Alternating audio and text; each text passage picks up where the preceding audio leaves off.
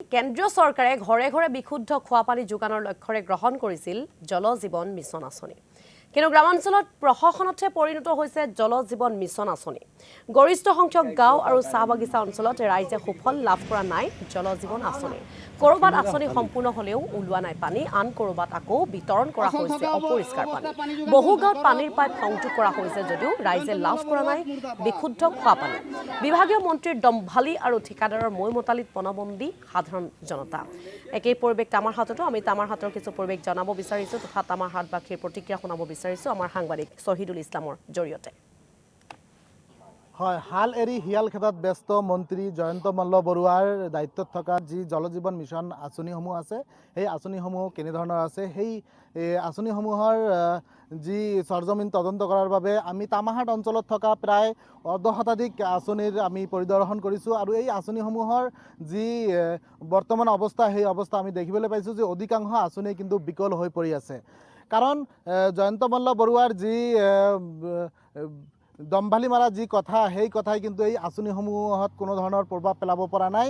কাৰণ আঁচনিসমূহৰ যেনেধৰণৰ গুৰুত্ব দিব লাগিছিল, প্ৰধানমন্ত্ৰী নৰেন্দ্ৰ মোদীৰ যি সপোনৰ আঁচনি সেই আঁচনিসমূহ যে কাৰ্যক্ষম কৰাৰ বাবে যেনেধৰণৰ পদক্ষেপ গ্ৰহণ কৰিব লাগিছিল তেনেধৰণৰ পদক্ষেপ কিন্তু গ্ৰহণ কৰা নাই। তাৰ ফলত কিন্তু দেখা গৈছে যে তামাৰহাট অঞ্চলৰ প্ৰায় অৰ্ধশতাধিক যি জল জীৱন মিছনৰ আঁচনি আছে সেই আঁচনিসমূহ অধিকাংশ বিকল হৈ পৰি আছে।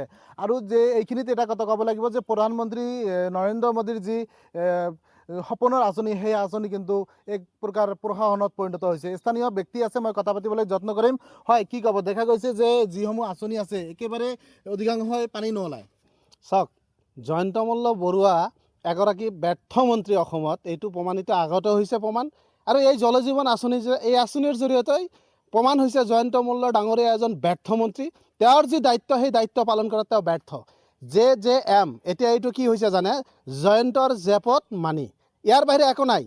বেলেগ আপুনি যদি চাই অধিকাংশই আমাৰ এই অঞ্চলৰ তামাৰহাটত যিবিলাক JJM আঁচনি দিয়া আছে আজিলৈকে এটাও উপযোগী কাৰ্যক্ৰম যোৱা নাই। কেতিয়াবা যদি আঁচনি যদি ইনফ্ৰাষ্ট্ৰাকচাৰ আছে তাত পানী নোলায়, ইনফ্ৰাষ্ট্ৰাকচাৰ আছে যদি তাত জেনেৰেটৰৰ ব্যৱস্থা নাই, পৰ্যাপ্ত পৰিমাণে যিখিনি নিত্য প্ৰয়োজনীয় সামগ্ৰী থাকিব লাগিছিল, যে পানী এখন দিবলৈ হ'লে গাঁৱৰ ৰাইজক বিশুদ্ধ খোৱা পানীৰ যি প্ৰধানমন্ত্ৰী ডাঙৰীয়া যি সপোন কৈ গৈছিল সেই সপোন বাস্তৱত পৰিণত নহ'ল জয়ন্ত মল্ল বৰুৱাৰ গাফিলতিৰ কাৰণে। আজি চাওক, সমগ্ৰ অসমতেই এটা বস্তু তোলপাৰ লগাইছে যে জয়ন্ত মল্ল বৰুৱাৰ ডাঙৰীয়াৰ হাতত যিটো জলসিঞ্চন কাৰিকৰী বিভাগ আছে সেই বিভাগৰ পৰা ফালৰি কাটি তেওঁ এতিয়া দুগ্ধ প্ৰকল্পত নামি পৰিছে। তেওঁৰ পত্নীৰ নামত 50 লাখ টকা ৰাজসাহায্য দিয়া হৈছে। অসমৰ কি এনেকুৱা নিবনুৱা নাই নেকি, যে অসমত কি এনেকুৱা নিবনুৱা ওলোৱা নাই নেকি যিয়ে সেই 50 লাখ ৰাজসাহায্য পোৱাৰ উপযোগী? কিন্তু সেইটো তেওঁ নিজৰ ঘৰতে ৰাখিছে। তেওঁ নিজৰ দায়িত্বত থকা কি বিভাগৰ আঁচনি কি তেওঁ পালন কৰিব? যি আঁচনি আছে ৰাইজে যে খোৱা পানী পাব লাগে আচলতে সেই তাৰ প্ৰতি কোনো গুৰুত্ব দিয়া কোনো গুৰুত্ব নাই।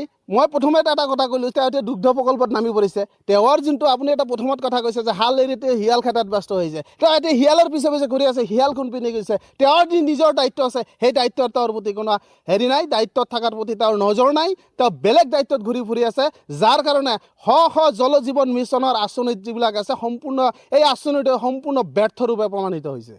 যি কমিশ্যন ৰাজ, এই কমিশ্যন ৰাজৰ ফলতো কিন্তু দেখা গৈছে যে অধিকাংশ আঁচনি কিন্তু অৰ্ধ নিৰ্মিত হৈ আছে। চাওক, বিজেপি চৰকাৰৰ যিটো পতিত কমিশ্যন ৰাজ, গুণ্ডাৰাজ, কমিশ্যন ৰাজ, তো কমিশ্যন থাকিবই। চেণ্ডিকেট এটা বৃহৎ চক্ৰ অসমত, এই চক্ৰবিলাক কোনে চলাই আছে? মন্ত্ৰী আমলাবিলাকে চলাই আছে।